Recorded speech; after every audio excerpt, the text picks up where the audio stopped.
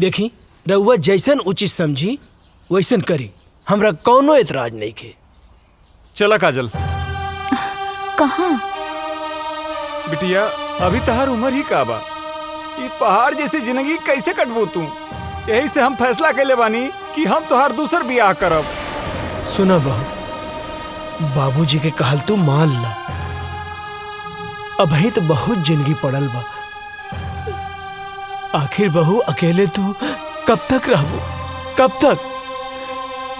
का बाबूजी बोझ लगता नहीं का बात कर रहा बारू बेटी? अरे बेटी तू हमार बात समझे के कोशिश करा। एक तो धन भाग हमार की तू हमरे घर में बहू बन के आयलू। हम कोनो आँख के काजल ना है कि आंसू के साथ बह जाई। अजय के नाम में हम अपन रूह, धड़कन सब कुछ कर देले बानी। हम अपन अंतिम सांस ले उनका इंतजार करब। हमार बात समझे की कोशिश करा।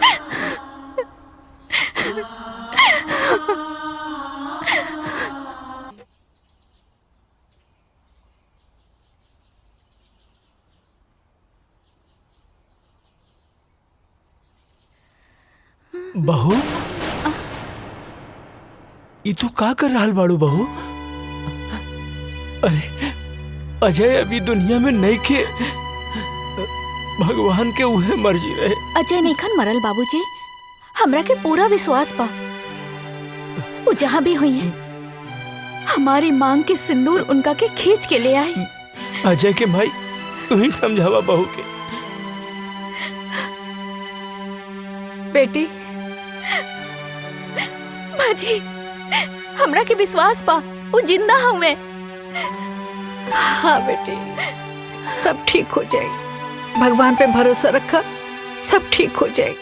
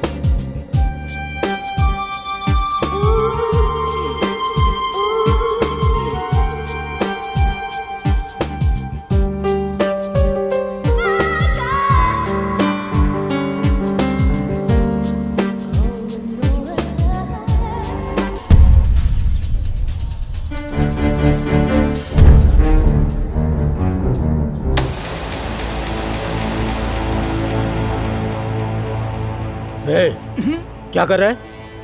कुछ नहीं भाई। चल चल चल निकल।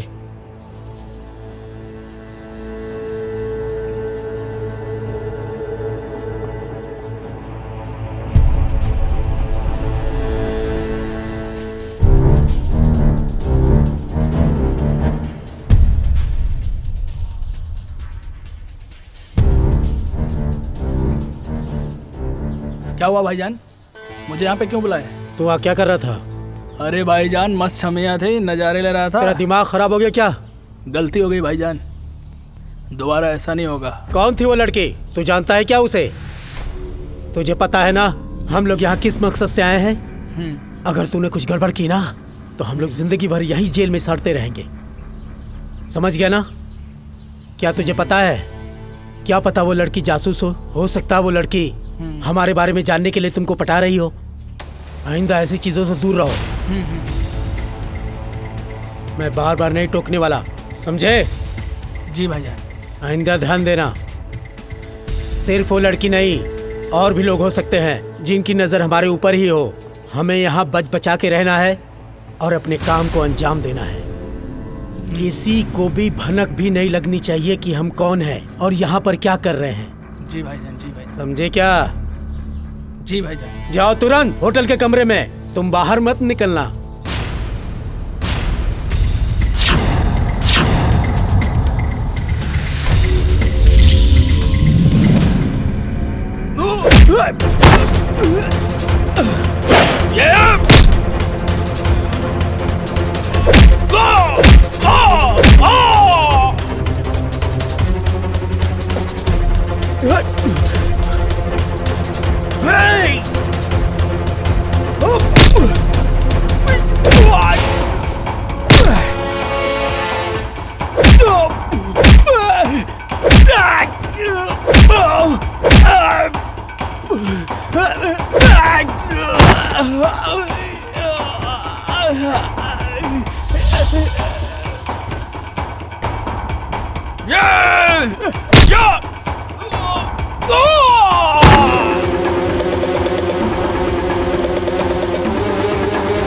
अबे भाग, ये मार देगी जान से।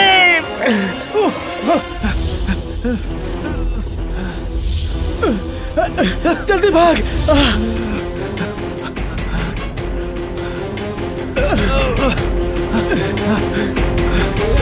जल्दी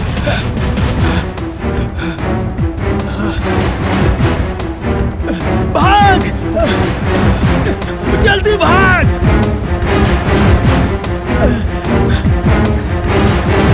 भाग जल्दी, अबे भाग।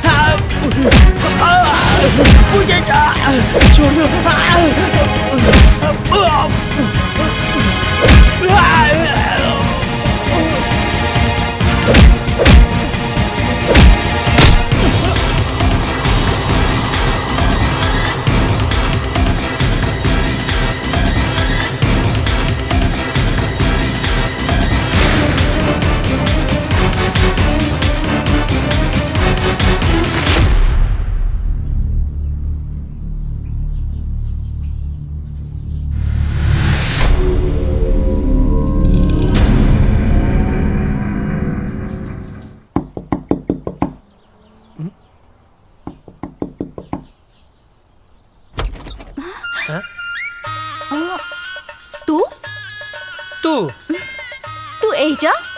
तू एजा? अरे लेकिन ये तो वर्मा चाचा के घर है ना? हाँ, उन्हीं के घर है, वो हमार बाबूजी हमें। अच्छा ठीक बा। हे पैर पिछले काहे? पहली दफे घरे आई लोग, दहिना पैर आगे बढ़ावा ना।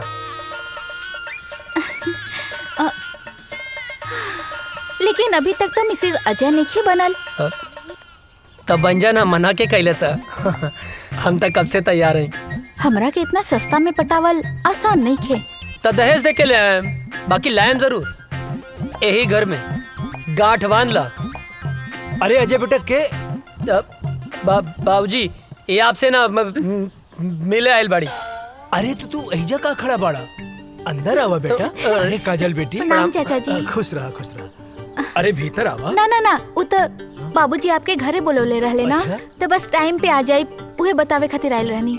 हाँ ठीक बा, आ जाए भब। चल तनी प्रणाम। खुश रहा। अरे रुका बेटी। हाँ अरे बुड़बक्के बाड़े का। हाँ बाबूजी। का कहले? अरे ना बाबूजी। हाँ हाँ ठीक बा, जाओ काजल का घरे छोड़ के आवा जाओ। चला। डरते तो हम अपने बाप से हैं। बाप ने परमिशन दे दिया तो क्या कहना। बैठा। चला। ये बच्चा मतीन कहाँ बैठल बाड़ू? जवान हो गई लू, जवान मतीन बैठा ना। ठीक से तो बैठल बानी। जवान हो गई लू, फीलिंग नहीं किया आवत का। ए तार ढेर ना होता का? लेके चले के बता, लेके चला ना तो हम जाता नहीं। ए देवता रिसिया मत यार। बैठा। हमार मतलब है कि ऐसे बैठा कि हमरो मजा आवे और गियर भी बदल जाए। ठीक बा चला। Thank you.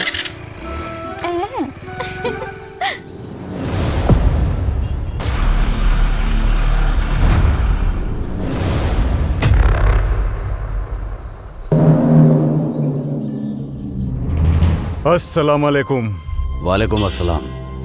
क्या खबर है? सारी तैयारियां हो चुकी हैं जनाब। इस बार हम लोग चूकेंगे नहीं। बस आपके हुक्म की देरी है। हमारे सारे जवान तैयार हैं हिंदुस्तान के सैनिकों का सर धड़ से अलग करने के लिए। आमीन। जी जनाब। कोई गलती नहीं होनी चाहिए। जैसा आपका हुक्म, बस आपके हुक्म का इंतजार है हमें। ध्यान देना, इस बार मिशन में कोई खलल नहीं होनी चाहिए। जी जनाब। ऐसा कहर मचाओ कि हिंदुस्तानियों का रोम रोम कांप उठे। जी जनाब। धमाका ऐसा हो कि हिंदुस्तानियों की आने वाली 7 पीढ़ियां थर्रा उठें। उनकी हदें उनको याद दिलाओ। जी जनाब। और जाओ मुनव्वर खान को भी ये इत्तला कर दो ताकि वो सारी तैयारियां शुरू कर सके। जाओ। जनाब आपका हुक्म सर आंखों पे।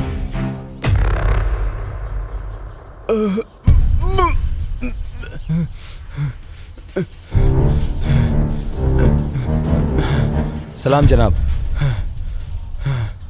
इसको हमने इतना मारा लेकिन इसने फिर भी अपनी जुबान नहीं खोली। जनाब हम तब से इसे बहुत बेरहमी से मार रहे हैं लेकिन फिर भी ये कुछ बताने को तैयार नहीं है। अबे सुन पाकिस्तानी पिल्ले, मेरी उम्र से क्या अंदाजा लगा रहा है बे? हमारे देश के नौजवानों में इतनी गर्मी है कि तेरे जैसे पाकिस्तानी झेल नहीं पाएंगे। अब तो तेरी गर्मी निकालनी ही पड़ेगी मुझे। बहुत फड़फड़ा रहा है साले। सुन, मैं इसकी गर्दन काट रहा हूं और तू इसका वीडियो बना और हिंदुस्तान में भेज ताकि हिंदुस्तान में कोई भी मर्द पैदा होने से सैकड़ों बार सोचे। इस वक्त की सबसे बड़ी खबर, आतंकवादियों ने हिंदुस्तानी सैनिकों और उनके ठिकानों पर हमला करना शुरू कर दिया है। उन्होंने भारतीय सैनिक का सर कलम कर जय हिंद सर। जय हिंद सर, एक बैड न्यूज है। क्या है बैड न्यूज?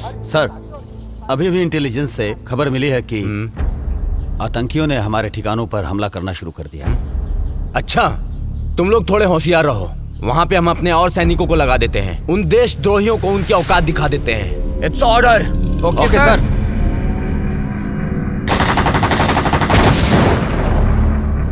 इस वक्त का सबसे ताजा खबर, आतंकवादियों ने हिंदुस्तानी सैनिकों और उनके ठिकानों पर हमला करना शुरू कर दिया है। उन्होंने एक भारतीय सैनिक का सर कलम करके उसका एमएमएस बनाकर भारतीय जनता में वायरल कर दिया है और उन्होंने धमकी दी है कि हर हिंदुस्तानी और हिंदुस्तानी सैनिक का यही हाल करेंगे जब तक उन्हें उनका पूरा हक नहीं मिल जाता। सेना प्रमुख ने आर्मी को पूरी तरह अलर्ट रहने का आदेश दिया है। इस हमले का जिम्मेदार आतंकी संगठन प्रमुख अजहर पठान माना जाता है। अजहर पठान आतंकियों का मुख्य कमांडर है। जी हाँ दोस्तों, ये वही अजहर पठान है जिसका आज तक किसी ने चेहरा नहीं देखा है। देश दुनिया की सारी ताकतों ने इसे पकड़ने का पूरा जोर लगा दिया है, लेकिन आज तक वो किसी के हाथ नहीं आया है। हाथ आने की बात तो दूर, किसी ने आज तक उसका चेहरा तक नहीं देखा है। सिर्फ लोगों में उसके नाम का खौफ है, अजहर पठान, अजहर पठान। अब देखते हैं हिंदुस्तानी सैनिक उनकी बुरी नजरों पर कैसे पानी फेरते हैं। आप बने रहिए हमारे साथ देश दुनिया की सारी खबरों के साथ।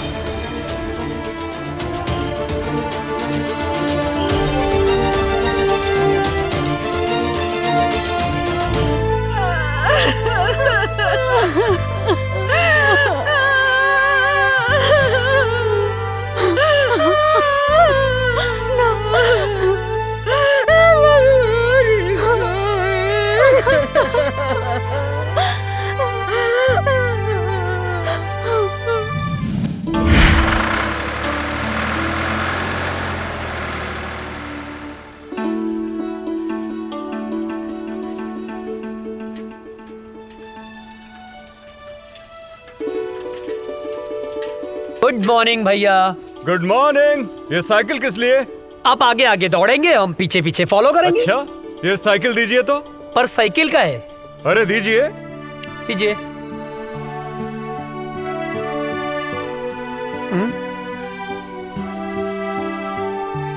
चश्मा दीजिए जरा।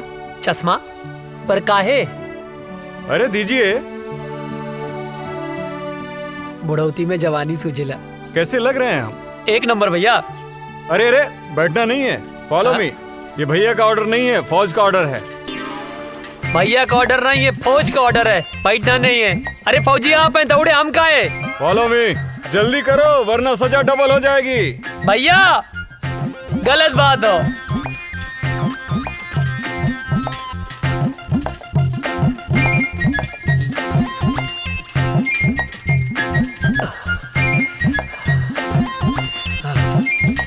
हम न दौड़ब ना, जा आगे, हम थक गए नहीं। दौड़ो उठ के। तू ही जा, हम ना जा। अरे उठ जा, क्या पता कब देश को तेरे जैसे जवान की जरूरत पड़ जाए। हमके देश के काम ना आवे क्यों, तू ही काम आवा। अरे पगले, शरीर में फुर्ती रहेगी, ताकत रहेगी तो कभी भी किसी भी समय किसी को भी झाड़ सकता है। गांव में हमसे केहू ना भिड़ेला, जे भिड़ेला पटक के चाप देला। हाँ। अच्छा ठीक है, उठ जा भाई। आओ बैठो, बेवकूफ कहीं का। लो चश्मा अपना दी। चल बैठ। हमार भैया।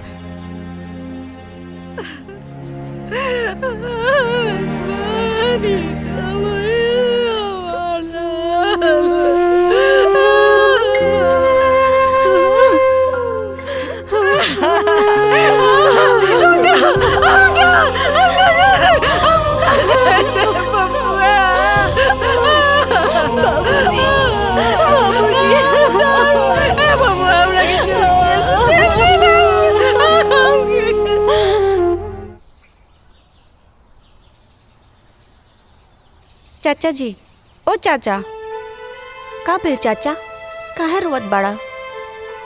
पापा की याद आवत बा का? हमहू रोवत रहनी, लेकिन दादाजी मना कैलन। कहले हाँ कि पापा देश के दुश्मन से लड़े गइल बाड़े। लेकिन चाचा, गांव वाले कहले हाँ कि पापा लौट के कबो ना आई हैं। का ई बात सच है? ना मुन्ना,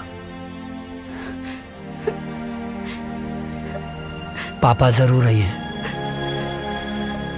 जरूर आई हैं। चल बेटा। हे भगवान, हमरा पीछे काहे उठा लेला? हमरा पीछे का खेले रही?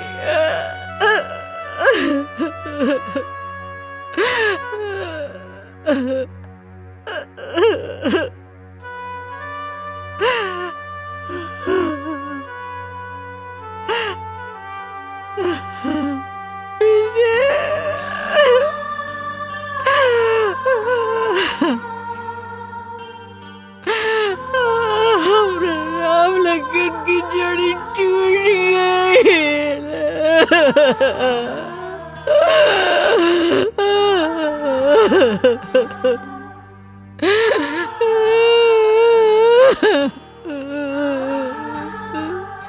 भीतरी नींद ना आवत रहे, तारा गोद में सो जाए। ये सब का हो गया बबुआ, ये सब का हो गया।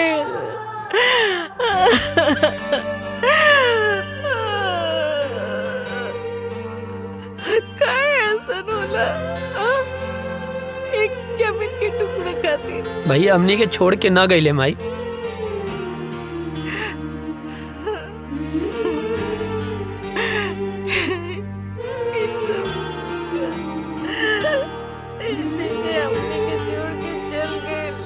ना, ना माई, भैया हमनी के छोड़ के ना गईले, वो तो हमनी के दिल में बाड़े। हमरे तोहरे ये पूरा देश के जनता के दिल में बाड़े माई। शहीद के शहादत पर ना आंसू ना बहावल जाला, तू आंसू मत बहावा।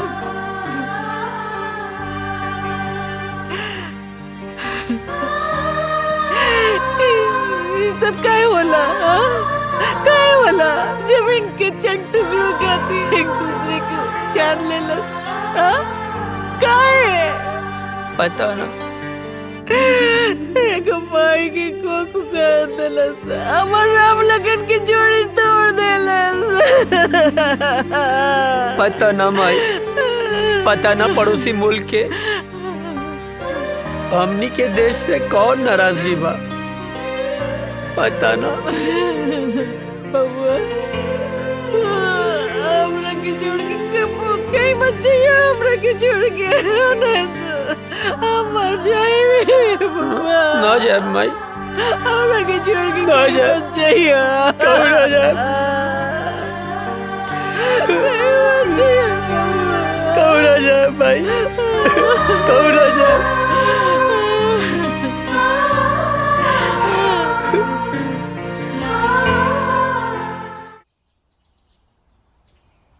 केहू बा चिट्ठी आयल हो, केहू बा चिट्ठी आयल हो, चिट्ठी आयल हो। हाँ आवतानी। हैली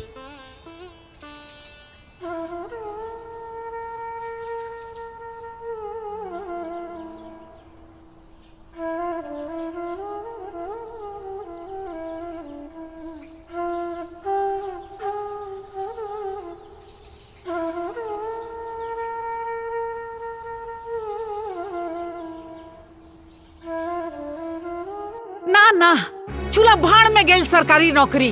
हाँ? एक बेटा तो शहीद हो गई, दूसरा बेटा के हम शहीद ना होके के देव। सरकार अपन नौकरी अपन पास ही रखी, कह देता नहीं। हाँ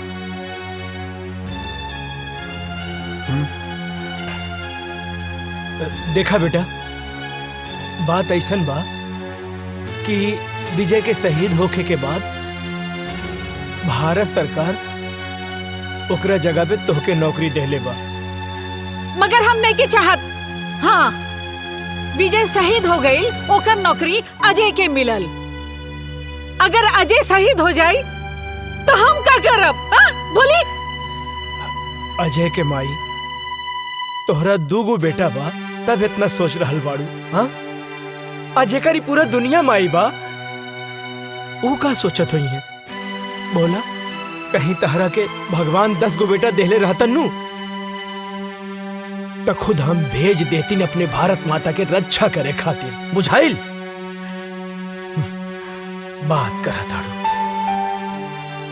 माई बैठा, अरे बैठ।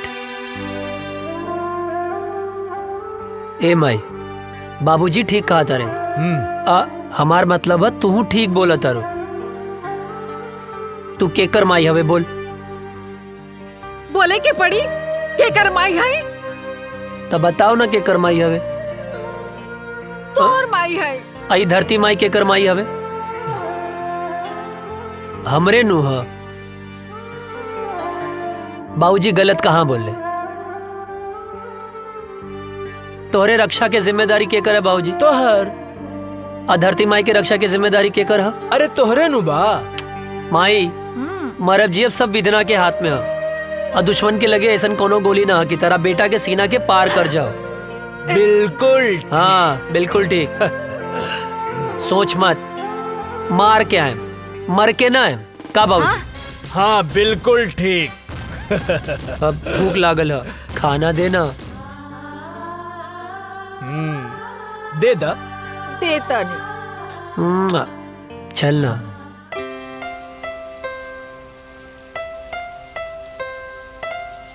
अजय, तोहार रेलवे में सिलेक्शन हो गई।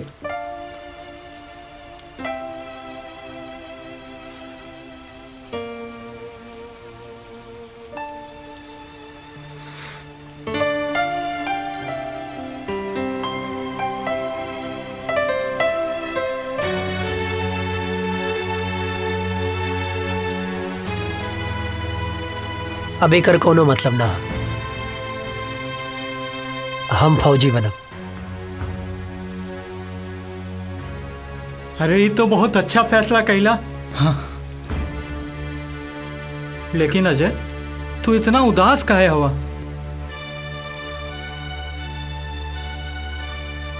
तोरा के विजय भैया के याद आवता ना? हाँ यार, बहुत याद आवता। अब ये उदासी के बोझा तू कब तक ढोईबा? देखा, जौन होके रहल तौन तो हो गए। शायद भगवान के यह मंजूर रहल। चाचा चाची, भौजी, भतीजा के समझावा, उनकर हिम्मत बना। अगर तू टूट जाइबा तो उन्हन के का होई? ठीक कहत वे यार। और उकाजल दिन रात तोरे याद में तड़पत बिया। तू तो फोन उठावे लेना। तू हमके अश्याम के फोन करेली बेर बेर।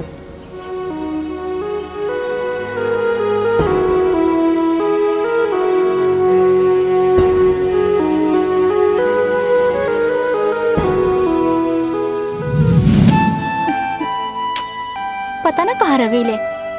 आवे दे बतावा तनी।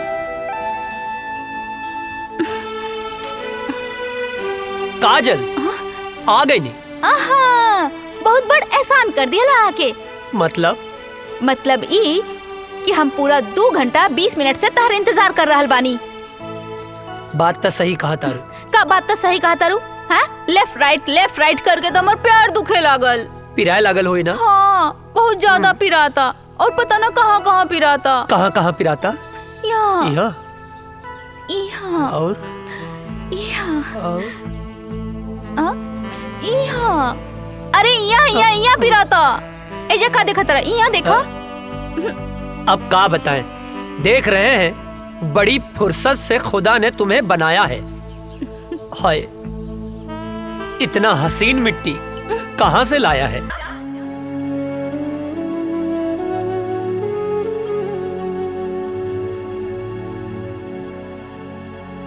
अजय,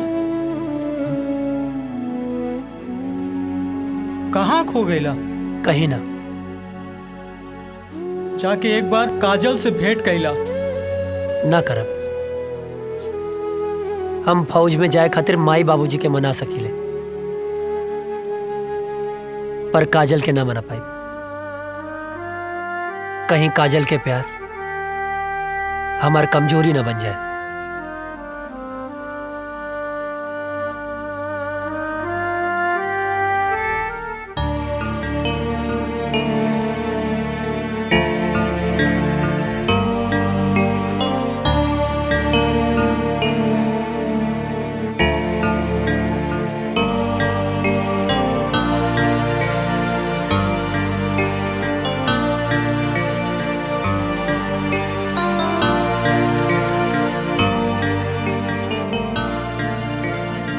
बबुआ, एक बार विचार कर ला। हम माई है ना? हाँ, हम अपन मन के ना समझा पाता नहीं। विजय के सदमा तो हम बर्दाश्त कर लेनी, लेकिन तो के कुछ हो जाए तो हम ना बर्दाश्त कर सकब। तो के तो खुश होके के चाहिए माई। हमके देश के सेवा करे के मौका मिलल बा। अब ऐसे ताक के ना हमके ब्लैकमेल मत करा। खुशी खुशी भेज ना यार।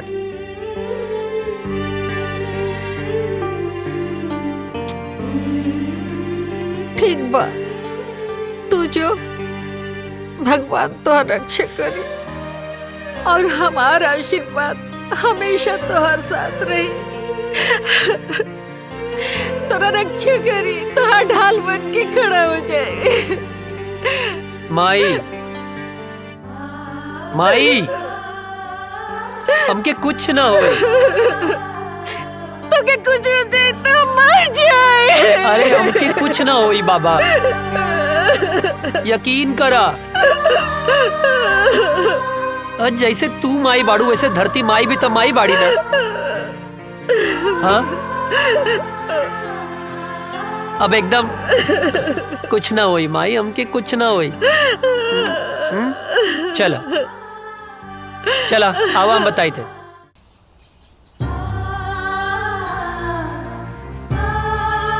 चला खुश रहें बाबू।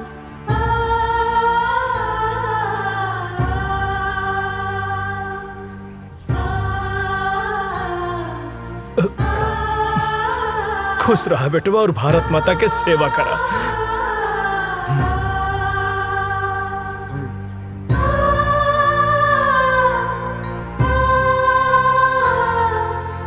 माई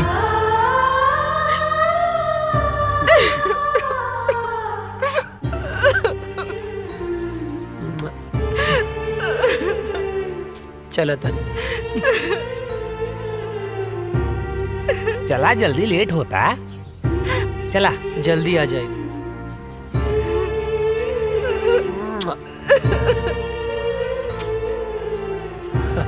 चला श्याम चला। चाचू जय हिंद। जय हिंद।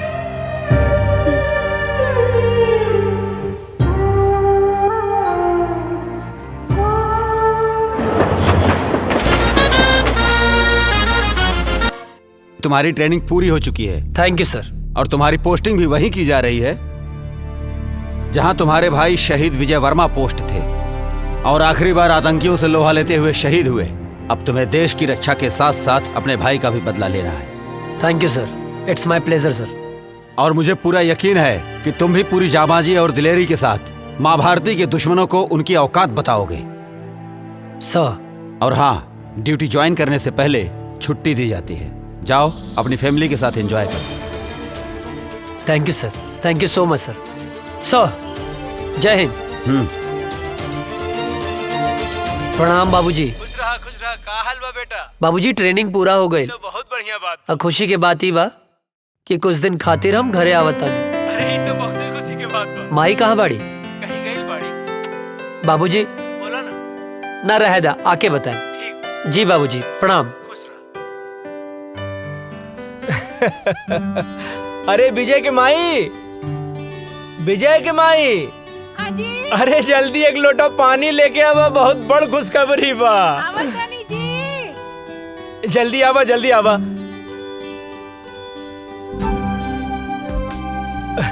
अरे लावा लावा। का खुशखबरी बाजी? अरे रुका भाई, तनी मीठ चाय पीले रहनी है। इला खुशखबरी ई बा, तू ना एहने देखा ना। बोली ना। हमारा अजय के ट्रेनिंग खत्म हो गई और काले वहाँ से आ रहल बा। भगवान, ये तो बहुत ही अच्छा खबर बाजी। बानू अब तू जा, अब बढ़िया बढ़िया हमरा बेटा खातिर आज से बनावे के तैयारी कर दा खाए खातिर। जा तनी हमऊ खाए। सुन लो, देखा कितना खुश हो गई।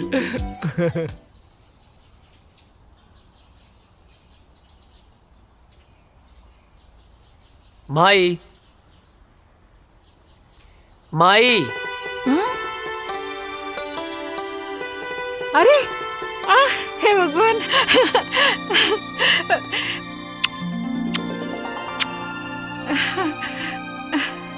अरे अरे ये का एकदम एकदम सुखा कैसे गेल बड़ा? वहाँ कोनो प्रॉब्लम रहेगा? हाँ माई, बहुत बड़ प्रॉब्लम रहे। का जॉन पराठवा तू हमरा खातिर भेजत रहलू ना, वो हमार दुष्ट सूबेदार रस्तवे में खा लेत रहे। हट बदमाश। अरे हमार शेर बेटा आ गइल, वाह। अरे अजय के माई, खुश रहा खुश रहा। हाँ बेटा हमार शेर आ गइल। अजय के माई। हाँ जी। चीता के जाने लू? वो का होला? वो होला सबसे दूबर। हाँ? बाकी एक बात सुन ला, सबसे आगे उहे रहेला, जैसे कि हमार बेटा। चाचा हमारा खातिर कर ले लह। तोहरे लिए। श्याम। हाँ दे। इला। अरे भाई हम पाकिस्तानी ना, ही सब पाकिस्तानी लोग का का दाय करिए कर हा। पप्पी। अभी ना इधर। यार भी। हाय शाबाश। इले। इतना सा। तहु तो इतना सा बाड़े। जब बड़ हो जाइबे ऐसन वर्दी पा जाई त तोहरो के बड़गन मिल जाई। का बाबूजी? एकदम बिल्कुल ठीक। जा खेला। जब बना गाँव के शेर तू। और बाबूजी आप ठीक बानी ना? हाँ। अरे यार राजा दशरथ और कौशल्या माता और राम की मिलाप हो गई है तब तो चल के कुछ काम काज कर लिहल जाओ भाई साहब। ई का बगत रहे छोटन? हाँ चाचा कुछ काम है ना, जो यार अजय। का काम? आप काहे मारत अरे रहा? चाची कुछ जरूरी। पर आज कौन काम है? हाँ मैं इधर आता नहीं, हमारा कैसा मालूम बा कि तू इधर आता तोरा कैसा मालूम बा? हाँ मत ढेर बोला मत। हम कहते नहीं चला चला चला। रुक जा। अरे भाई चला। ड्रेस चेंज तक कर ले ना। अरे चाचा जी रे पता ना कौन काम रहे रे? कौन काम?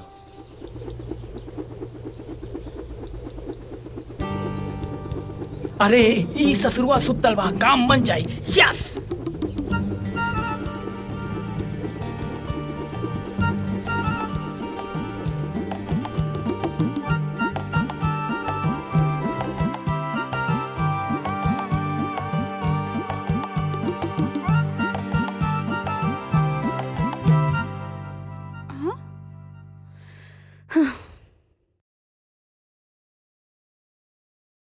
हे भगवान, कितना अच्छा सा झाड़ू लगावत हनी, फिर भी पता नहीं कहाँ से कागज आ जाता।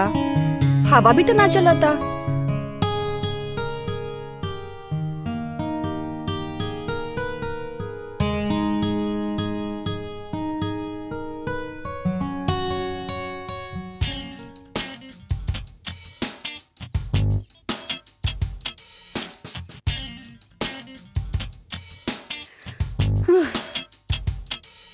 ई कहाँ से आ जाता?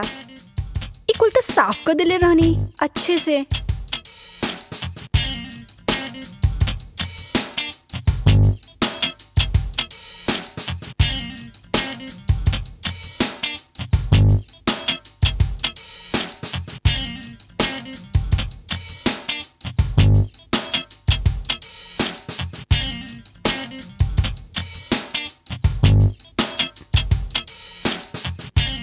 अरे रे हम बानी हम। तू काहे हमारे घर में चोर खाने घुस गइल बाड़ा? चोरी से? अरे हम तो सीना जोरी से आयल बानी हो, तो हाल बाबूजी से हाथ मांगे आयल बानी। अच्छा ते ई कूड़ा काहे फैलावत अड़ा? तू समझल करा। धत तू बड़ा ऊ बड़ा। लागे तो हमार जादू तोरा पे चल गइल बा हो। जब ऐसे पीछे पड़बर राजा तब जादू चलिए जाई। हमके यही दिन के बहुत दिन से इंतजार रहल। अरे कविता कहाँ मारू? अरे जल्दी से एक गिलास पानी तो लेके आवा बेटा। हाँ बोल ना। अरे अच्छा यार छूट जाते हैं। कहाँ? हाँ ठीक बा हम गमला में छूट जाए। हाँ। अरे कविता कहाँ बाड़ू? अरे हम काहे छुपे?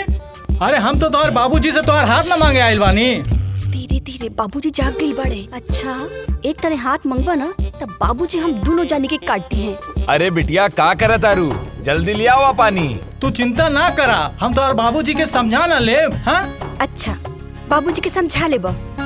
अरे बात के समझो। एगो आदमी ना घर में घुस आइल रहे और बाबूजी ओकरा के ना मार मार के आज वो टूटल टांग लेके बाजारे में भीख मांगता।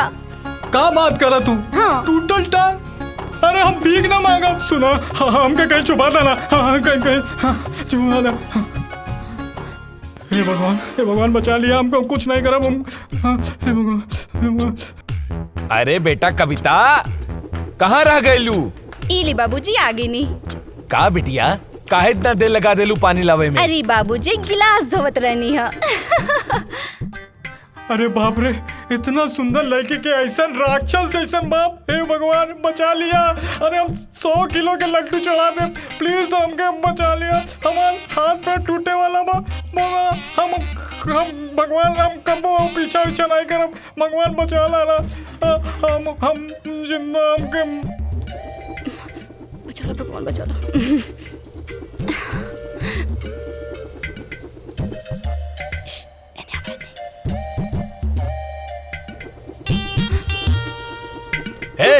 क्या हरे रुक, अरे कहाँ तानी रुक जो, अरे कहाँ भागा था, रुक, अरे कहाँ तानी रुक जो, अरे के बड़ा, अरे कहाँ जाबे भाग के, रुक जो, बाप रे पकड़ ले, रुक जो, कहाँ भाग? अरे तो इतना हिम्मत, हाँ? हमारा घर में घुस गई ले, तो इतना हिम्मत, हमके माफ कर दे। चल तोहरा क्या भैया हम तो से का कहत रही ना, हमके दांते कटलस।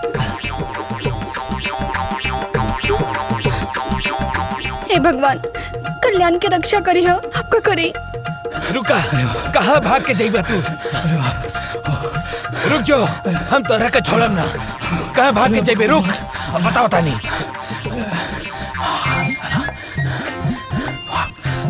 भाग जल्दी भाग।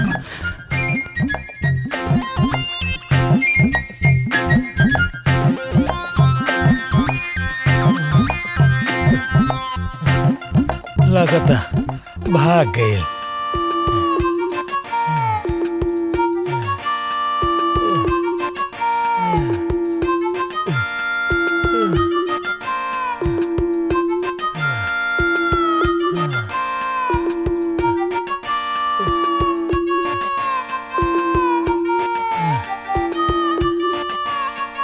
लगता भाग गए। खैर वो हमके चाहे जब मिली हम ओकरा के छोड़म ना, चाहे जब मिली हम ओकरा के छोड़म ना।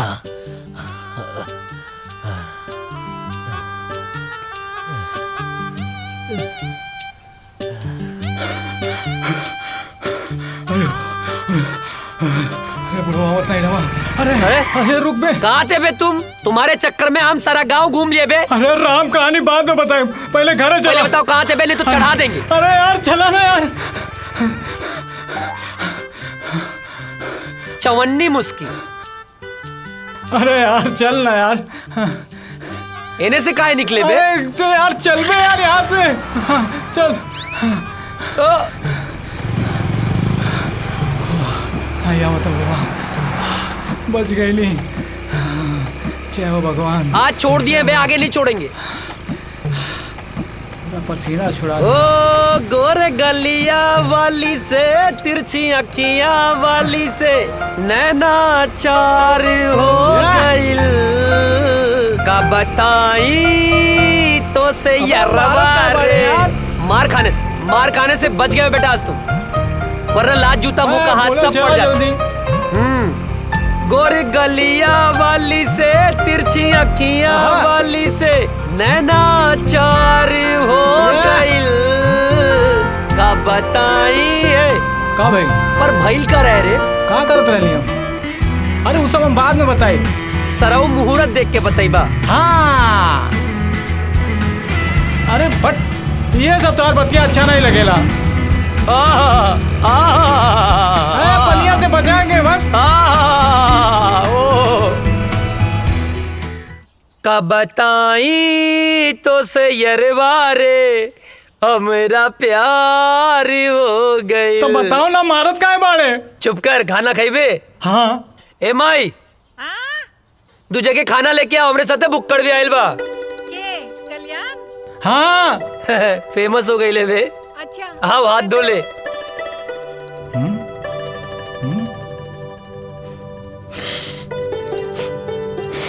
ए हाँ जाके हाथ धो। अरे हमार हाथ तो साफ बा। साफ बा? सलून के पानी कितना दिन में बदले ले? जबले कीड़ा ना पड़ेला। अबे गंदा हो रहा। जाके हाथ धो। जाता ही। एक बार कुकुर के पूंछ सीधा हो सकेले, बाकी तू ना। इला चाची गोड़ लगातानी। चेत रहा, बैठा। खा।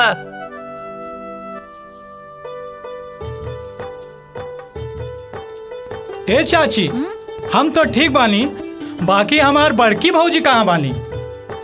माई के गेलवाड़ी। हाँ, यही से तो खाना हमके पकावे के पड़ा था। तनी अजय के समझावा, जल्दी से ब्याह कर ले। हमरो के हाथ पटावे वाली चाहिए ना। वो नैहर गईली, छुटकी बहू आ जाई तो हमार साथे हाथ पटाई ना। हाँ, और नहीं तो का। और वैसे भी बुढ़ापा में काम कहाँ पावेला।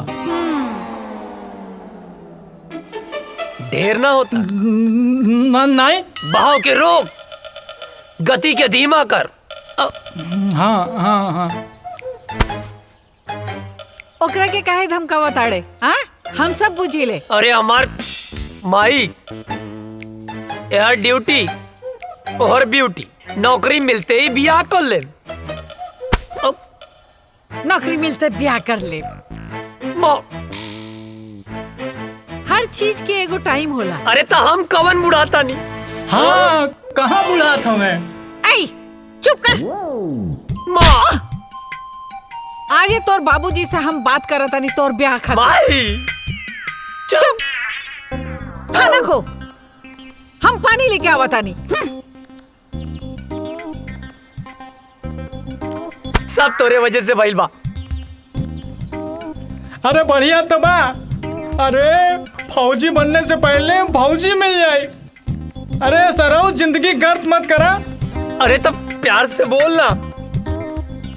बहाव के रोक, गति के धीमा कर।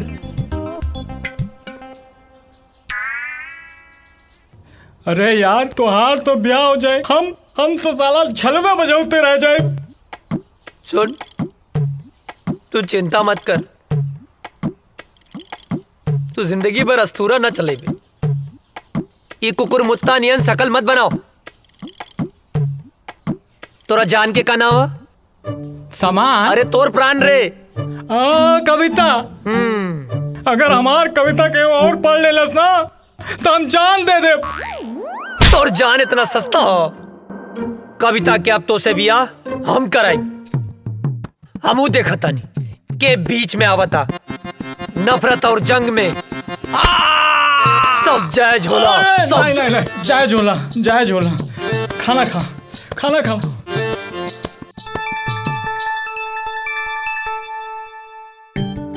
तू चिंता मत करिए। हाँ, नहीं करम, हम एकदम चिंता नहीं करम। माई, अरे पानी देना यार। सुना बिटिया? हाँ बाबूजी। हम जाता नहीं कुछ काम से। हाँ, थोड़ा ध्यान रखिए। हाँ ठीक बा बाबूजी।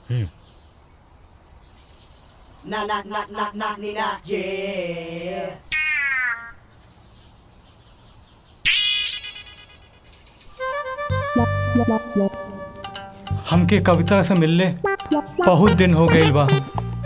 आज जाके कविता से मिलब। हाँ, बढ़िया मौका बा, जाता नहीं।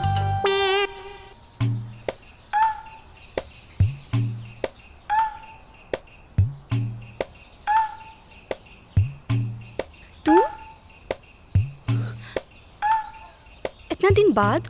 कविता, ये बात सही बा।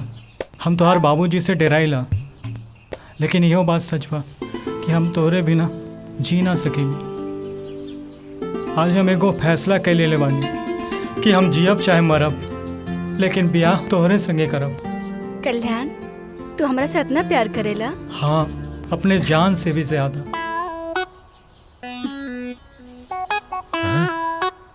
तोहरा के जान ही देवे के पड़ी।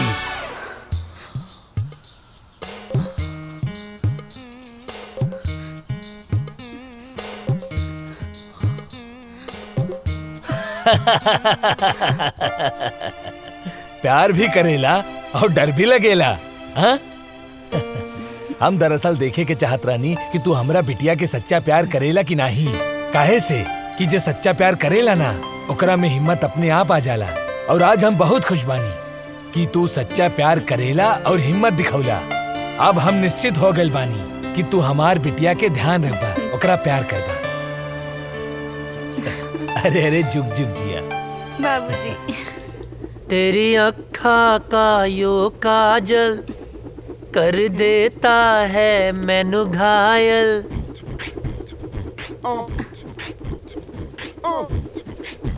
कहा रे हेने आओ। छोटा पटाखा बड़ा धमाका। हाँ? भाग यहाँ से भाग। अरे बबुआ, जेकरा खातिर इतना फीट फाट होत बड़ा ना, तारा बाबूजी ओकरा बाबूजी से मिलके बात पक्का करे खातिर गइल बाड़े। हाँ? सच्ची माई? हम जाना तानी तोहार जान कहाँ अटकल बा। अरे अजय के माई, अजय के रिश्ता पक्का हो गई। हाँ, अब सुना तू एक बात कान खोल के सुन ला।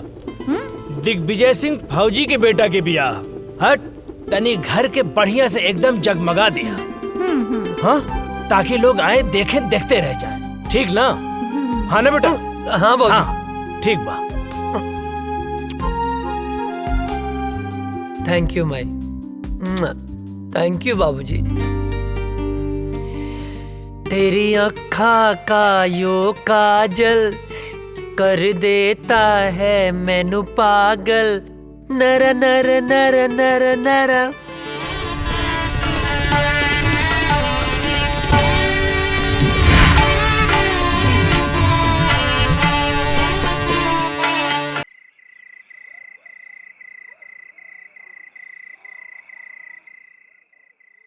अजय, अजय। ए काजल, का भइल? काहे रोत तारू? तारा के लेवे खातिर कुछ जवान लोग आइल बड़े। वो काहे बदे? वो लोग कहते रे कि ऊपर से ऑर्डर बा, तारा के जाए के पड़ी। ए पगली, एहर देखा। अरे तय में इतना रोवे के कौन बात बा? ऑर्डरे नु आइल ह। हम फौजी हैं। जब जब ऑर्डर आई हमके देश के रक्षा खातिर जाए के पड़ी। आई तो हमार फर्ज है। तो हम का है? का हमरा खातिर तार कोनो फर्ज नहीं खे? देखा काजल, देश से अपन तुलना मत करा। एक जवान के लिए पहला फर्ज होकर यह रहेला कि वो पहले अपने देश की रक्षा करे। तू हमार प्राण हो। तुहार हर सांस हमरे सांस में बसेला। एहर देखा, हमार ताकत बना, कमजोरी मत बना। बनबू ना? हंसा। जाके हमार वर्दी ले आवा।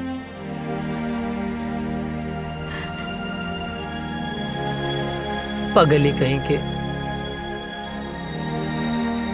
हाँ मिश्रा। सॉरी अजय, हेडक्वार्टर से इमरजेंसी मैसेज आइल बा, आज ही निकले के बा। ठीक है। का ठीक बा? हाँ, का ठीक बा? आज ही तोर ब्याह भइल और आज ही ले जाए खातिर आ गेले, हम ना जाए देब। माई बात के समझल कर, इमरजेंसी मैसेज है। ना ना, हम ऐसा ना होके देब। अरे हमरा कटला से भी ना कटी। बाबूजी समझावा माई के, आज हिंदुस्तान के तरह बेटा के जरूरत बा। समझाई ना बाबूजी? का समझाई? अजय के माई, जेकर बेटा फौज में होला ओकर माई बाप के करेजा पे पत्थर रखे के पड़ेला। हंस के विदा करा बेटा के, हंस के घर वापस आई। समझल कर माई, हम फौजी हैं। हर बात पे रोल धोल ठीक ना होला। चला विशाल। अजय,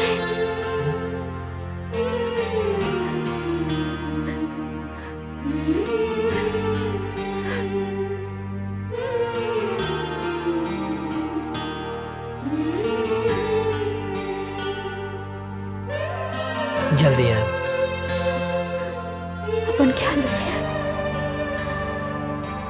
तू माई रोआ मत,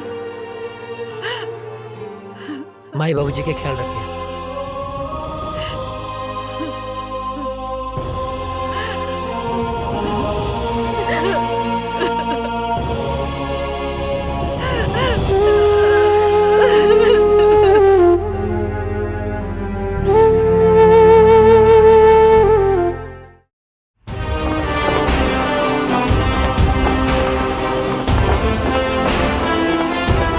गांव का सफर कैसा रहा अजय? बहुत अच्छा सर। माँ और बाबूजी सब ठीक हैं? एकदम बढ़िया सर। चलो ठीक है, साइन करो और आज से ड्यूटी ज्वाइन सर।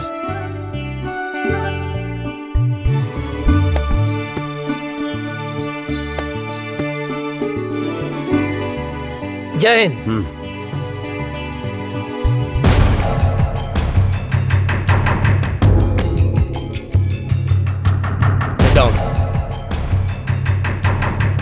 सर, अचानक इमरजेंसी मीटिंग बुलाने का मकसद? अभी अभी गुप्त सूत्रों से पता चला है कि ये पाकिस्तानी आतंकवादी हमारे देश के खिलाफ साजिश कर रहे हैं। सर, वो घुस चुके हैं तो पकड़े भी जाएंगे सर। और वो एक बड़े प्लान के साथ गुजरात, राजस्थान और कश्मीर के भीड़ भाड़ वाले इलाके में बमबारी करने वाले हैं। बहुत जल्द वो लोग उस प्लान को अंजाम देने वाले हैं। वो किसी भी हद तक जा सकते हैं जी। और आश्चर्य की बात यह है कि हमारे देश के ही कुछ लोग उनकी हेल्प कर रहे हैं। हमें चौकन्ना रहना होगा। वो हमारे देश के किसी भी कोने में हमला कर सकते हैं, तो हमें उन्हें किसी भी प्रकार से रोकना होगा। अजय सर, तुम पूरी तरह से अभी अलर्ट हो जाओ। सर। राम सिंह, तुम ऐसा करो, सीमा से सटे जंगल के इलाके में बटालियन के लिए सारी व्यवस्था उपलब्ध कराओ। जय हिंद सर।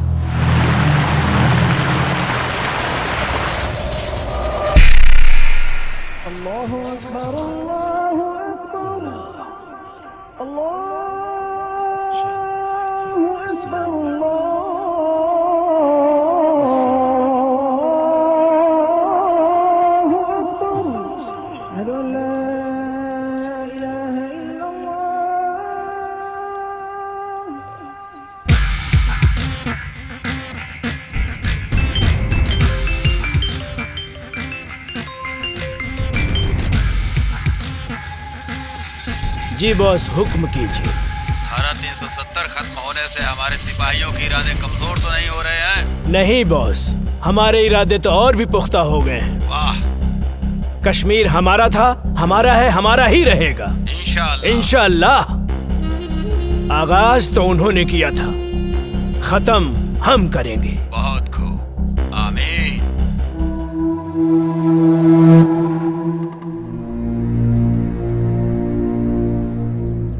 अस्सलामुअलैकुम भाईजान। वालेकुम अस्सलाम। हैदर कहाँ है? आ रहा है। सलाम वालेकुम भाईजान। वालेकुम अस्सलाम। हैदर। हाँ भाईजान। क्या हाल समाचार है? आर्मी में एक नया नौजवान ऑफिसर आया है, अजय वर्मा। ये वही विजय वर्मा का छोटा भाई है। विजय वर्मा भी आया था हमारे मंसूबे पर पानी फेरने के लिए। उसको तो हमने जहन्नुम में पहुंचा दिया। लग रहा है इसको भी इसके भाई के पास पहुंचाना पड़ेगा। अरे हम लोगों का तो बस एक ही मिशन है, कश्मीर की आजादी और पूरे हिंदुस्तान की बर्बादी। और इन हिंदुस्तानियों को हमारी ताकत का एहसास होना चाहिए। कश्मीर पाकिस्तान का पाक हिस्सा था जो हमसे धोखे से छीन लिया। हमारे शरीर में खून नहीं, बारूद है, बारूद। जो हमसे टकराएगा उसके चीथड़े चीथड़े उड़ जाएंगे। हमारे जीने का मकसद है कश्मीर की आजादी। नारे तकबीर, अल्लाहू अकबर, नारे तकबीर, अल्लाहू अकबर, नारे तकबीर, अल्लाहू अकबर।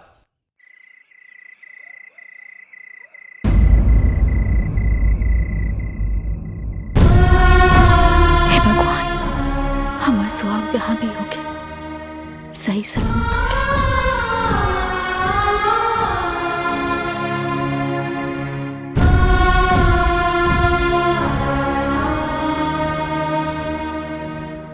हे देवी मैया, हमारे बेटा की हिम्मत और हौसला दी। दुश्मनों के इरादे और मजबूत होते जा रहे हैं और अभी पता चला है पाकिस्तान के कुछ आतंकवादी हमारे देश में घुसने की कोशिश कर रहे हैं। हमारी सुरक्षा एजेंसियों द्वारा पता चला है कि कल परसों तक वो हमारी सीमा के अंदर होंगे। उनकी प्लानिंग हमारे यहां बम ब्लास्ट करने की है। 5 जन जो लोग हमारी सीमा में जंगल के रास्ते घुसने वाले हैं, वो हमारे देश के किसी भी कोने में बम ब्लास्ट कर सकते हैं। उनके इरादे और उनकी हिम्मत तो देखो। अभी भी इतना कुछ होने के बावजूद पाकिस्तानी आतंकवादी यहां आके हमारे देश में आतंक मचाना चाहते हैं, और वो भी एक बड़े प्लान के साथ। हमें इनके सहारे उस इंसान तक पहुंचना है जो इस खेल का मास्टरमाइंड है। उसे जिंदा पकड़ना होगा ताकि वो किसके कहने पे, किसके इशारे पे ये सब कर रहे हैं। इसलिए इस मौके को हमें हाथ से नहीं निकलने देना है। अगर हम लोग इस बार कामयाब हो गए तो जीत हमारी पक्की है। सर, आर यू रेडी? सर। गाइस, मिली जानकारी के अनुसार दुश्मन अपना मूड बना चुका है, कभी भी हमला कर सकता है। वो अलर्ट रहना जरूरी है। दीपक? यस सर, हम लोग भी पूरे तैयार हैं सर। सारी तैयारी हो चुकी है। दुश्मन बाल भी बाका नहीं कर सकता सर। गुड। गांव की मिट्टी के खुशबू के छोड़ के अलबनी, यहाँ दुश्मन के धूल चटावे। रिलैक्स, आओ बैठ। तेरे गांव के बाद से गांव की याद आ गई।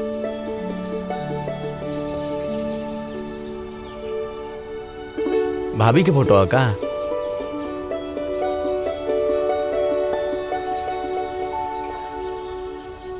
हमरे सुकून के फोटो। सर सर सर, कहाँ खो गई नहीं? अपना सुकून के लगे, अपना गांव में। रिक्वेस्ट बा सर एगो। का बोला? हमके गाँव में जाए के बा सर। अच्छा ना? लइका भइल बा सर। ओह, बधाई हो। थैंक यू सर। सर, बड़े साहब से कह के थोड़ा छुट्टी दिलवा दी ना। छुट्टी मिल जाए तो की छुट्टी। खुश? मुनव्वर, अब बॉर्डर क्रॉस करने का वक्त आ गया है। हिंदुस्तान की सीमा में घुसने के बाद के सारे इंतजाम हो चुके हैं।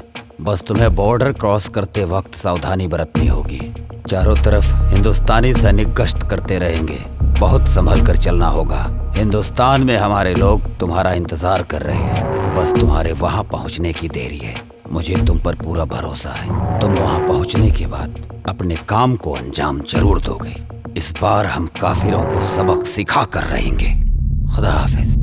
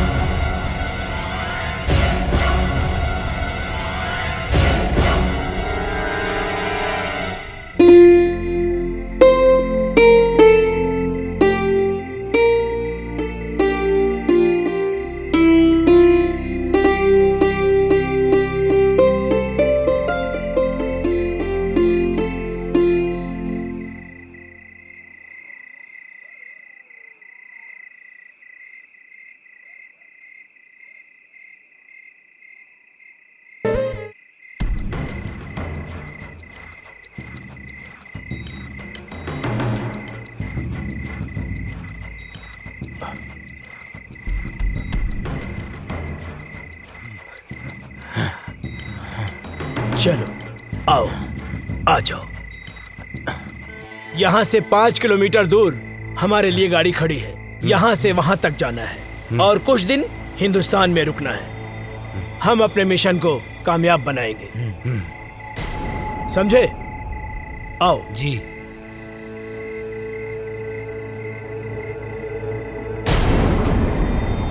इस तरफ से आ जाओ।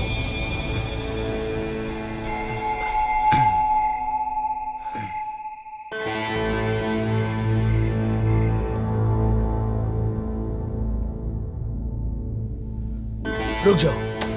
अब यहां से ना 500 मीटर दूर हिंदुस्तान की सीमा शुरू हो रही है। हमारी सीमा यहीं खत्म होती है और वहां पे हमारे लोग हैं। वहां जाने के बाद हम अपने लोगों के साथ मिल जाएंगे। आप लोगों को संभल कर चलना है, धीरे से, ठीक है?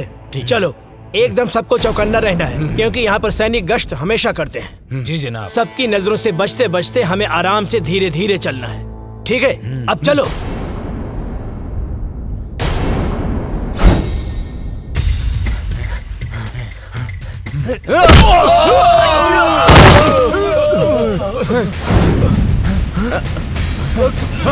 कहाँ गया?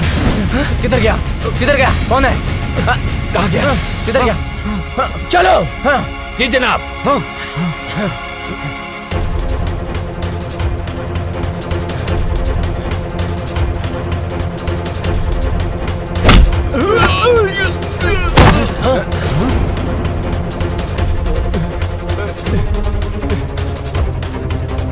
चलो चलो चलो चलो, हम अपनी सीमा में चलते हैं। आओ आओ जल्दी।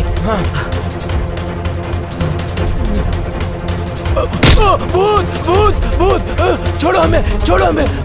ये मेरा तौबा, मेरा अल्लाह का तौबा, मेरे बाबा का तौबा। तू छोड़ दे मुझे, मैं कभी हिंदुस्तान में नहीं आऊंगा। अरे फौजी,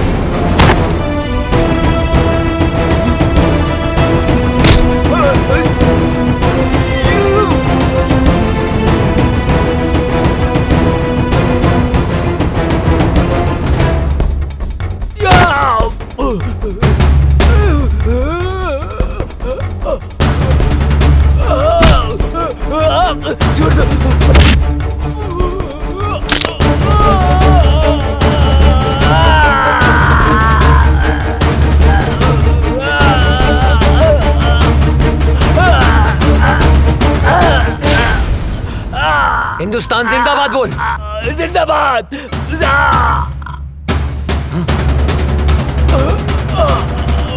ना तुम लोगों का ईमान है, ना तुम लोगों का धर्म।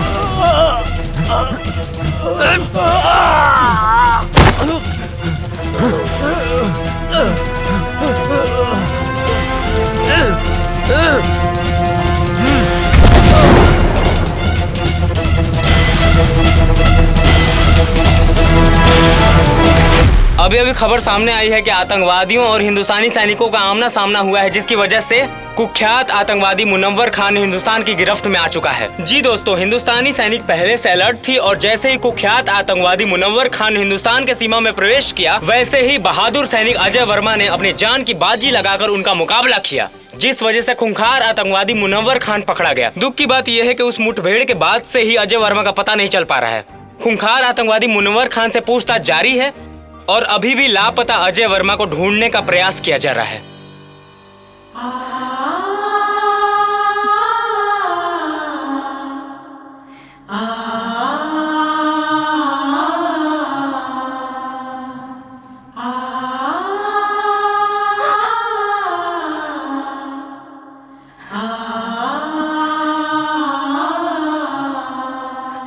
हे भगवान, हम सुहाग की रक्षा करिए।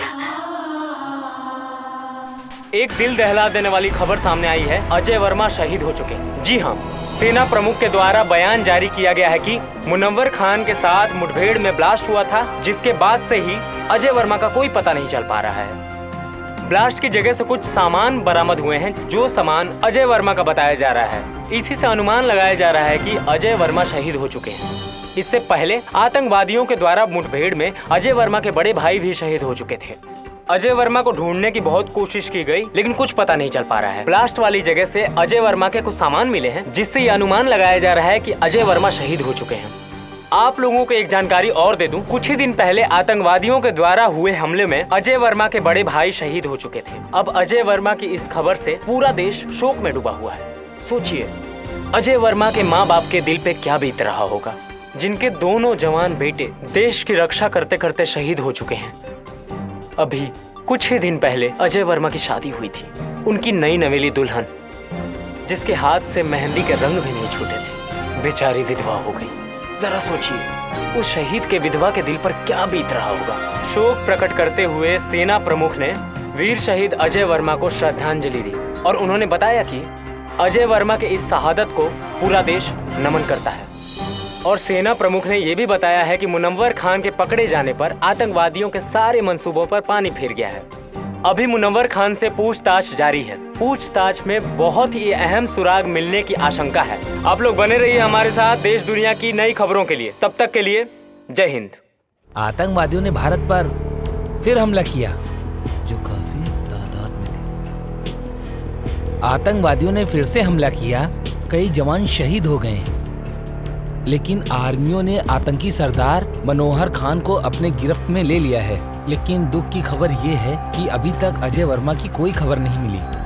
बम के धमाके को देखते हुए ये अंदाजा लगाया जा रहा है कि देश के लिए लड़ते लड़ते वो शहीद हो गए। दिग्विजय भैया के बड़ लड़का पहले ही शहीद हो गए रहल। अजय ही रहल परिवार के आधार, वो शहीद हो गई। अब उनके परिवार पे का बीती। दिग्विजय भैया के दिल पे पहाड़ टूट गई। मिल गई शांति, मिल गई शांति ना। हम पहले मना करत रहनी कि हमरा बेटवा के ना भेजी, मगर हमार केहू बात मानी तब ना।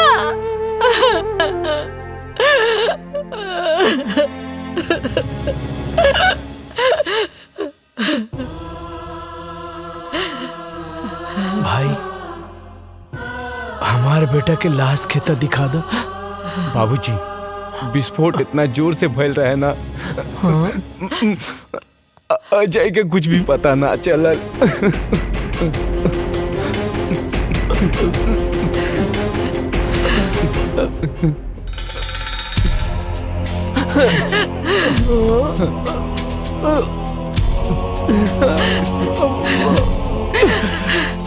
मिल गई शांति, मिल गई ना। हमार वंश के आखिरी दिया बुझ गई। माई, का भइल? इतना काहे रोता रू? हाँ? और ये फोटो पर माला? हाँ? बहू, हमार बेटा अजय देश के खातिर शहीद हो गए। ना बाबूजी, ना, ये का कहा तनी आप? हाँ? ऐसा नहीं क्यों हो सकत? हाँ? माई, देखा, तू रोआ मत। हाँ, अजय जिंदा हवन, तू काहे रोत बाड़ू? हाँ? अरे, तोहर माथा फिर गइल बा का? हाँ? अपन जिंदा बेटा के शोक मनावत तारू? हाँ? कहा तानी कि जिंदा बाड़े? हाँ? देखा, हमारा अजय के धड़कन सिर्फ हम महसूस कर सकता नहीं। हाँ? हमरा के इनका धड़कन महसूस हो रहा बा। नहीं मान सकत, अजय जिंदा हुआ। बहुत हिम्मत बता हरामी, लेकिन अब हमार दोस्त अजय जिंदा नहीं खन, शहीद हो गए बाड़े। शर्म नहीं आवत? हाँ? एगो फौजी होके एगो जिंदा फौजी के शहीद बोला तारा? शहीद हो गई? हाँ? ना, वो शहीद नहीं हो सकत। कोनो दुश्मन के बम या गोली में इतना ताकत नहीं खे कि हमार सुहाग के हमरा से छीन ले। हाँ? माई, देखा, तू रोआ मत। हाँ? देखो तू शांत हो जा। हाँ अजय आई है, जिंदा हुए अजय, वो जिंदा हुए, जिंदा बड़े। हाँ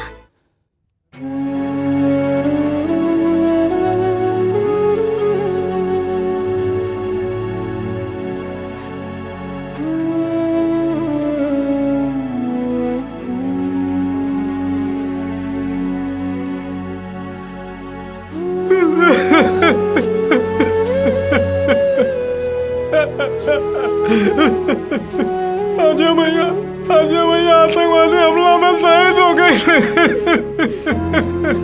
कल्याण मत रो, काहे कि ये भगवान की मंजूर रहे।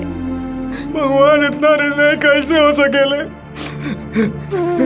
चाची चाची रो रो के पागल हो रहे मालिक।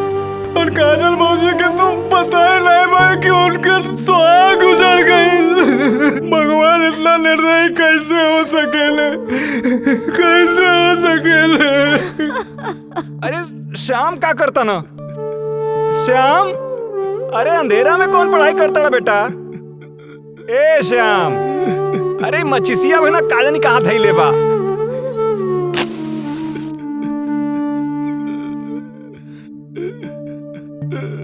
अरे इधर रोता श्याम, का भइल बेटा? काहे रोता बेटा? का भइल? का भइल का? वो अजय बोलत रहे कि आतंकवादी हम तोहरा के ना छोड़ब, तो ओकरा के ना छोड़े के चाहत रहे ना, तो हमके काहे जोड़ के चल गइल? हम तो ओकर यार रहनी ना, गद्दार थोड़ो है जो हमके छोड़ के चल गए। बेटा तू ठीक कह रहा बड़ा बेटा।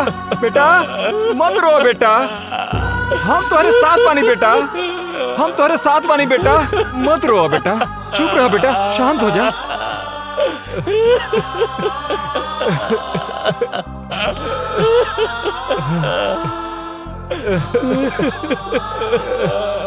चुप हो जा बेटा, चुप हो जा बेटा, बेटा चुप हो जा बेटा, चुप रहा बेटा, चुप हो जा बेटा।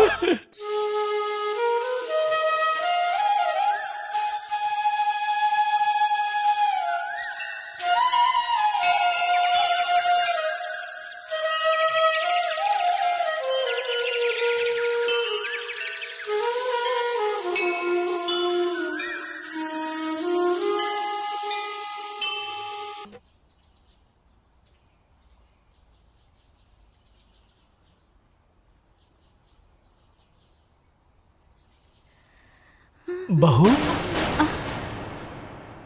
ई तू का कर रहा बाड़ू बहू? अरे अजय अभी दुनिया में नहीं खे, भगवान के उहे मर्जी रहे। अजय नैखन मरल बाबूजी, हमरा के पूरा विश्वास बा वो जहाँ भी हुई है हमारी मांग के सिंदूर उनका के खींच के ले आई। अजय के भाई तू ही समझावा बहू के।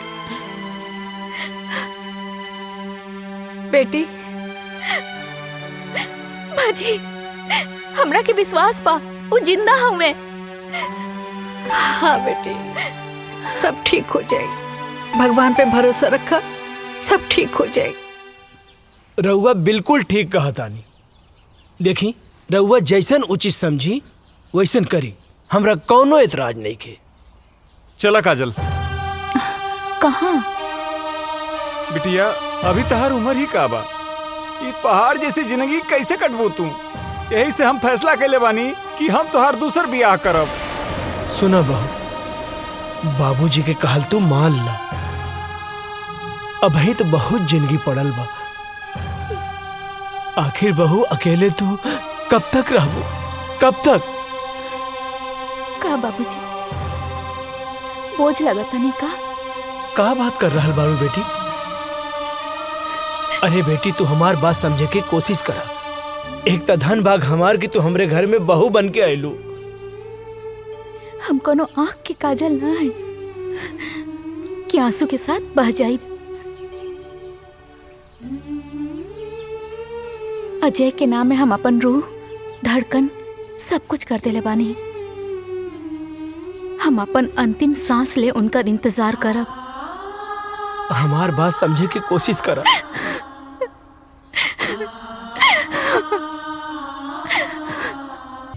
मुनव्वर खान, सच सच बता, बता कौन है तेरा बॉस और कहां कहां तुम लोग की प्लानिंग है ब्लास्ट करने की। तू ऐसे नहीं बताएगा। लगता है तुम्हें हिंदुस्तानी आर्मी का पावर दिखाना पड़ेगा। मुनव्वर खान, तू हिंदुस्तानी फौज के कब्जे में है। आज हिंदुस्तानी फौज तेरे साथ क्या सलूक करेगी तू सोच भी नहीं सकता है। बता सच सच,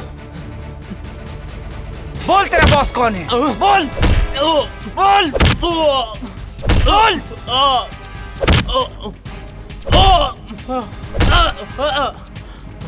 बोल कौन है बॉस तेरा? ए फौजी, तू ना चाहे मेरी जान ले लेगा ना तो अभी नहीं बता सकता मैं, समझा? मैं कुछ नहीं बता सकता, मैं मर जाऊंगा लेकिन नहीं बता सकता, समझा? तू ऐसे नहीं मानेगा, तुझे 3rd डिग्री देना ही पड़ेगा। बोल कौन है बॉस तेरा और क्या मकसद है तुम लोगों का? नहीं बता सकता। चल जुबैर, फोन लाओ।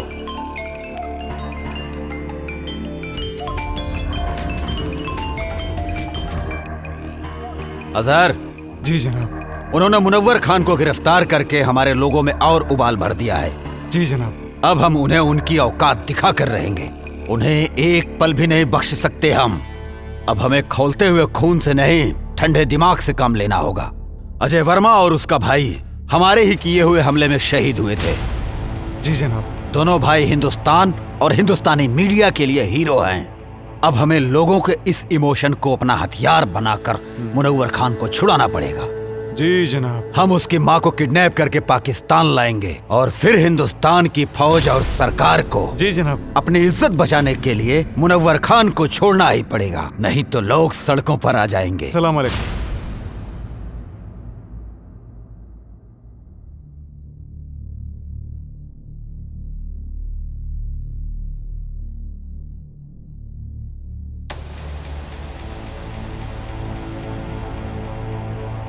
हे देवी मैया, हमार कलेजा के टुकड़ा के काहे छीन ले लो। ओकरा बिना कैसे जी, ओकरा बिना हम कैसे जिया तानी माई? हम मर जाए, अब हम मर जाए।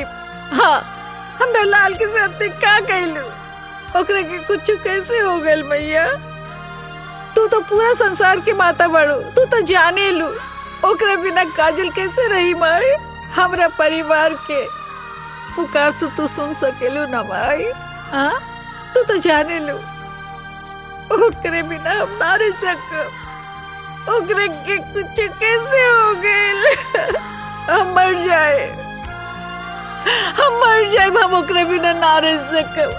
हमार बच्चे के लौटा दी माई। तू तो माई बड़ो, हमो माई है। हमार दिल के टुकड़े के लौटा दी।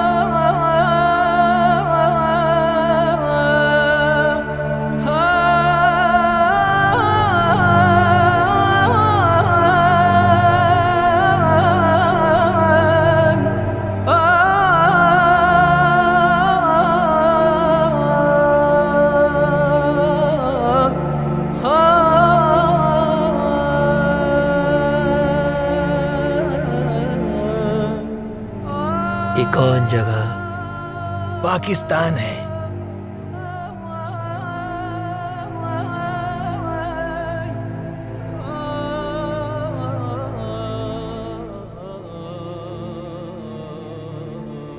हम यहाँ कैसे हैं?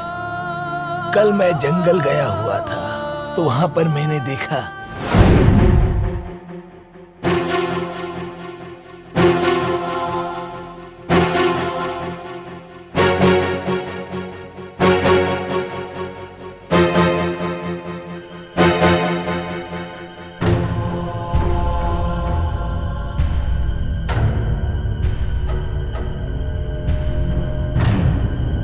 ये कौन है?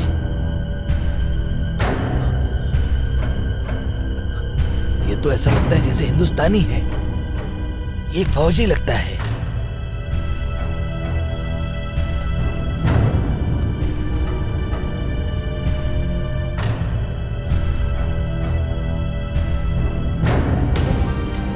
इसे हमें बचाना होगा।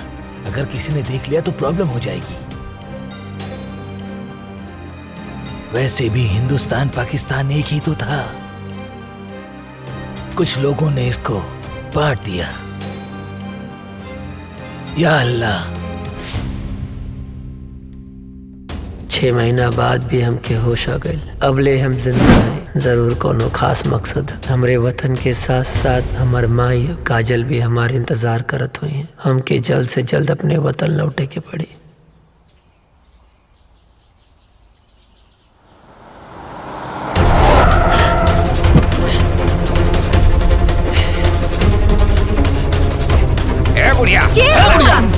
अरे हमरा के कहे पकड़ा था? अरे छोड़ा। हम का कहनी? हमरा ले जाता रहा। अरे अरे छोड़ा। हम बोला था छोड़ा। ठीक ना क्या होई? छोड़ दा हमरा के। अरे हम बोला था हमरा के छोड़ दा। अरे छोड़ा हमरा के। हमरा के हो? अरे बता रहे बुढ़िया। छोड़ चुप कर। बेहोश कर। अरे चुप कर।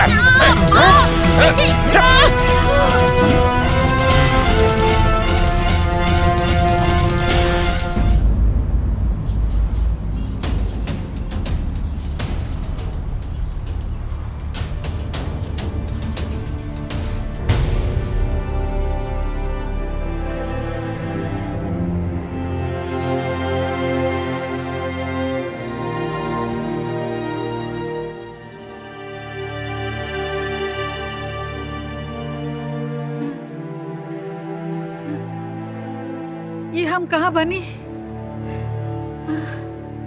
हम ये जब बानल काहे बनी? अरे क्यों बा? अरे हमरा के बचावा। हमरा के यहाँ से छुड़ा के ले जावा हो। हे भगवान हमरा के छुड़ावा। अरे हमरा के बचावा इन लोगन से।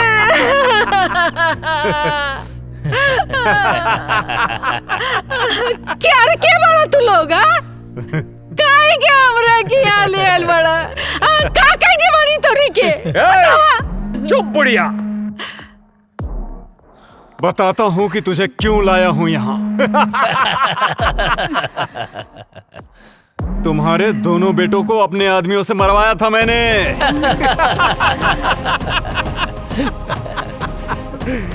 सुन, तुझे मैं किस लिए लाया हूँ वो मैं तुझे बताता हूँ।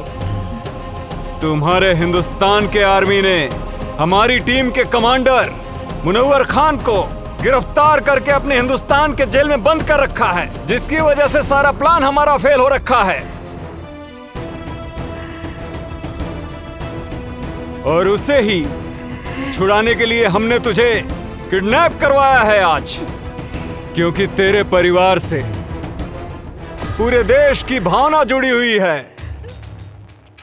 ये बुढ़िया सुन, अगर 24 घंटे के अंदर अंदर मुनव्वर खान को हिंदुस्तान सरकार ने नहीं छोड़ा तो हम तुम्हारे साथ जो करेंगे ना, उसे देखकर सारे हिंदुस्तानियों की रूह कांप जाएगी।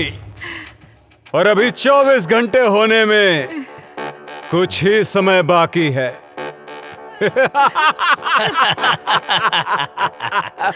इधर वक्त खत्म हुआ और तुम्हारा वीडियो वायरल।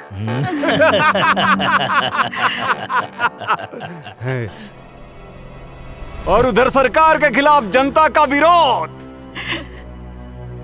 और विरोध इतना भयानक होगा कि मुनव्वर खान को हिंदुस्तान सरकार को छोड़ना ही होगा। वक्त तो अब खत्म होने वाला है। उससे पहले एक आखिरी बार हिंदुस्तान सरकार को वक्त देने दो। भगवान तू लोग के कभी ना माफ करिए। हाँ दरिंदो, हमरा के छोड़ी, हम बेकसूर बानी, हमरा के काहे पकड़ के रख ले बड़ा।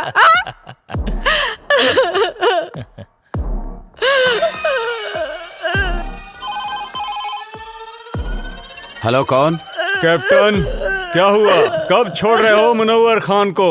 वक्त का ख्याल करो। तुम्हारे पास अब सिर्फ 30 मिनट बचे हुए हैं। और सुन, अगर इन 30 मिनट में तूने हमें कोई सूचना नहीं दी तो तू सोच भी नहीं सकता है कि अजय वर्मा की मां के साथ क्या क्या हो सकता है। बकवास बंद करो। क्या सबूत है कि शहीद अजय वर्मा की मां तुम्हारे कब्जे में है? ले सुन, हमरी खातिर कोनो समझौता मत करिए। और हाँ, मैं आखिरी बार बता रहा हूँ, वो वीडियो तेरे हिंदुस्तान की पूरी मीडिया में वायरल कर दूंगा मैं। ठीक है, हमें गृह मंत्री जी से बात करनी होगी। मत छोड़िए मुनव्वर खान के। चुप बुढ़िया, बहुत चपड़ चपड़ करती है। जय हिंद सर। सर, आतंकियों ने मुनव्वर खान को छुड़ाने के लिए शहीद अजय वर्मा की मां को किडनैप कर लिया है। जल्दी एक्शन लेना पड़ेगा सर। जब तक मैं न कहूं कोई कदम मत उठाना। ओके सर। इस मसले का हल सोच समझ के करना पड़ेगा। और हाँ, इसकी जानकारी लीक नहीं होनी चाहिए। मेरे अगले कॉल आने तक का इंतजार करो। ओके सर। जय हिंद सर। हेलो अजहर, क्या खबर है? जी हुजूर। हिंदुस्तानी फौज कब रिहा कर रही है मुनव्वर को? जनाब, अभी कोई खबर नहीं आई है मुनव्वर खान को छूटने की। फिक्र मत करो, खबर जरूर आएगी, क्योंकि वो बुढ़िया हमारे कब्जे में है। इस बुढ़िया को हम लोगों ने बांध के रखा है।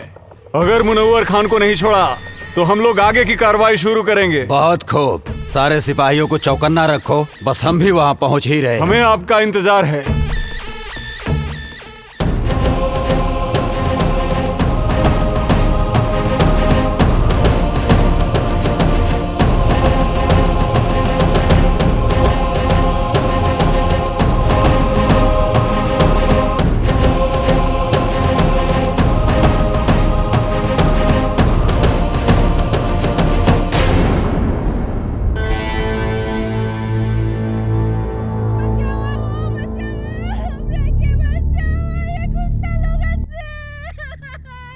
इ तो कोनो लड़की की आवाज लागत बा।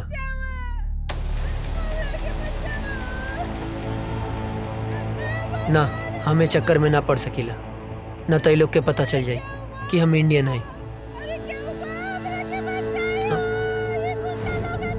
लागत है ज्यादा मुसीबत में बाड़ी। का करी भगवान?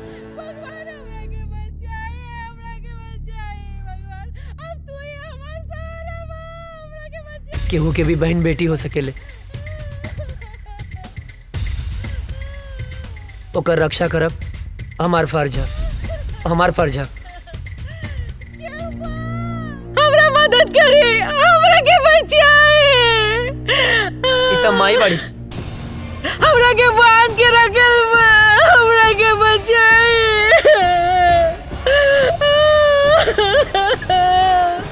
हम का करी माई है। रुक जा।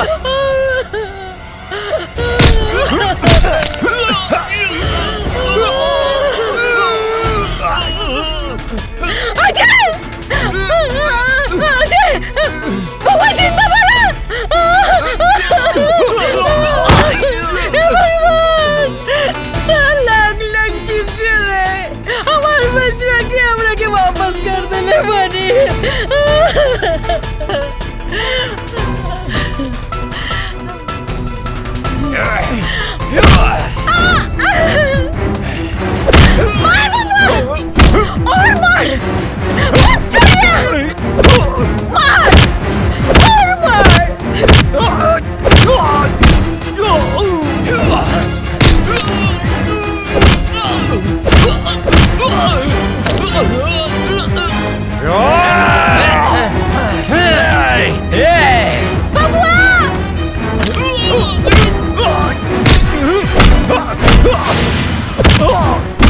विजय के ये लोग मर ले रहे बबुआ।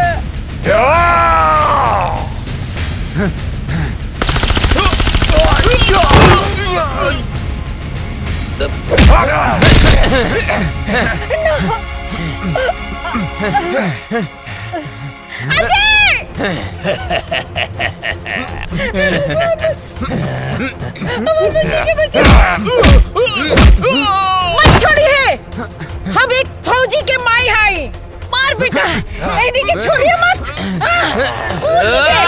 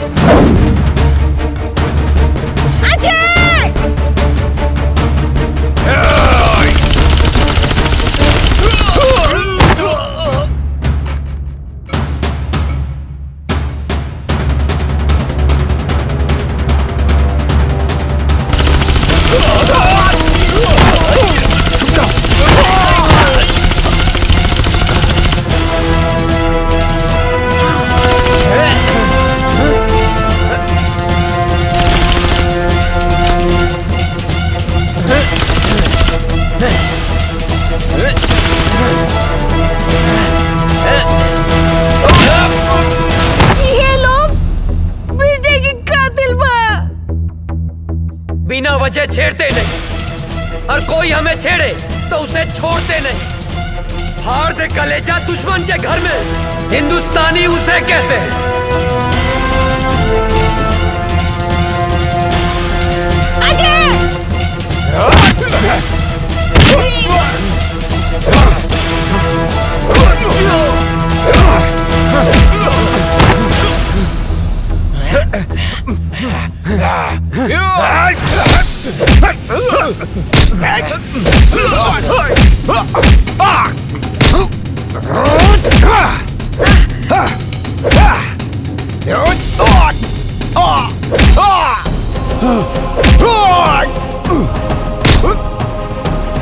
जब हम तुम्हें नहीं छेड़ते तो तुम क्यों छेड़ते हो? कश्मीर क्यों नहीं छोड़ते?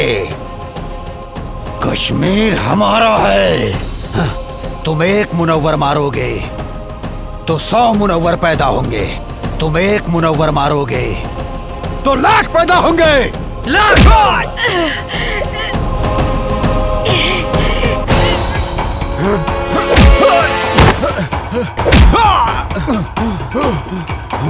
भेजे में शांति से बात घुसती नहीं है क्या? ए काफिर, तेरा भाई भी आया था यहाँ।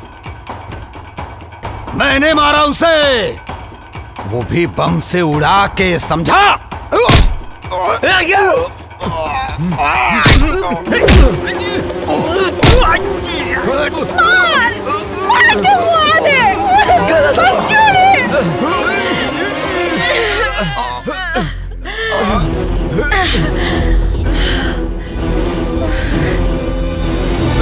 तुझे क्या लगा मेरे भाई को मार के सांस बंद कर दूंगा तेरी, जान ले लूंगा तेरी, तेरे इसी पाकिस्तान में मार डालूंगा तुझे। हिंदुस्तानी हूं मैं अजय, हिंदुस्तानी हूं मैं, हिंदुस्तानी। अजय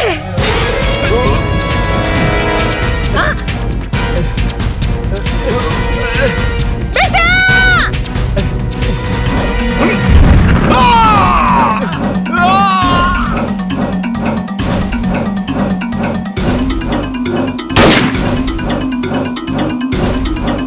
माई, ए माई, माई, ए माई, ए माई उठना, देखना तोर बेटा गेल माई। ए माई उठना माई, आँख खोलना। हाँ माई, अजय तोर बेटा। अजय बेटा, हम काले रानी ना के हम आ जाए, देख आ गए नीना। कहाँ रहला माई के छोड़ के इतना दिन? गलती हो गई माई, गलती हो गई। जाना तेरा तोहर बाबूजी, काजल बिटिया, तोहर भाभी, तोहर भतीजिया चिंटू, यहाँ तक के पूरा गांव हमार बबुआ के हमारा अजय के इंतजार करत रही। बेटा तू हमने के छोड़ के कहाँ गई? कहीं न जाए माई।